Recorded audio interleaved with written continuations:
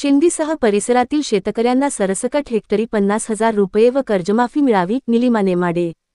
सततच्या मुसळधार पावसामुळे शिंदी-मोंढाळा परिसरातील अतिवृष्टीमुळे भार मोठे नुकसान झाले असून पंचनामे हा निकष न ठेवता शेतकऱ्यांना सरसकट हेक्टरी 50,000 रुपये व संपूर्ण कर्जमाफी कोरडवाहू भागात जाहीर करावी या मागणीचे निवेदन समाजसेविका निलिमा गिरीश नेमाडे, माजी ग्रामपंचायत सदस्य दिलीप कोल्हे, शेतकरी अनिल शामराव पाटील, ऋषिकेश महाजन, अर्जुन धांडेसह शेतकऱ्यांनी तहसीलदार भुसावळ यांना दिले आहे।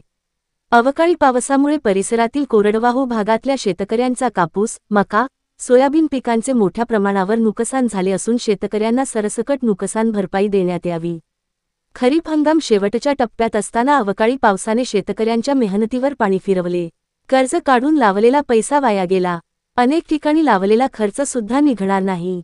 मका, सोयाबीन शेतात वाया गेले असताना काही शेतकरी अजूनही मदतीपासून वंचित राहिले आहेत।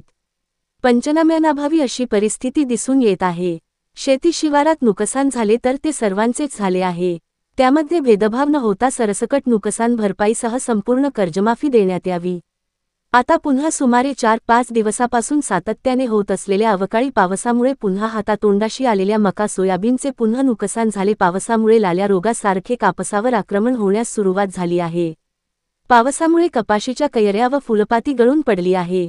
शिंदी, मोंढाळा, विचवा, मानमोडी, विलाळा कोरडवाहू परिसर गणला जात असून खरीप हंगामातील झालेली नुकसानी पाहता केवळ पंचनामे हा निकष न ठेवता नुकसान झालेले असून देखील काही अडचणींमुळे वंचित राहिलेले शेतकरी तसेच आता कपाशीमुळे नुकसान झालेले शेतकरी या सर्वांना सरसकट हेक्टरी 50,000 रुपये नुकसान भरपाईसह संपूर्ण कर्जमाफी देण्याची मागणी मुख्यमंत्र्यांकडे पोहोचविण्याची विनंती करण्यात आली आहे। मनोहर लोणे, दिव्या महाराष्ट्र न्यूज, भुसावळ। अवकाळी पावसामुळे परिसरातील कोरडवाहू भागातील शेतकऱ्यांचा कापूस, मका, सोयाबीन या पिकांचे मोठ्या प्रमाणावर नुकसान झाले आहे।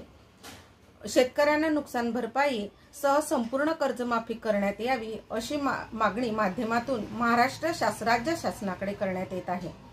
खरीप हंगामाच्या शेवटच्या टप्प्यात असताना अवकाळी पावसामुळे शेतकऱ्यांच्या मेहनतीवर पाणी फिरले।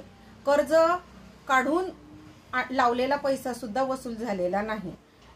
त्यामुळे शेतकरी हवालदिल झालेला आहे। याची शासनाने नोंद घ्यावी।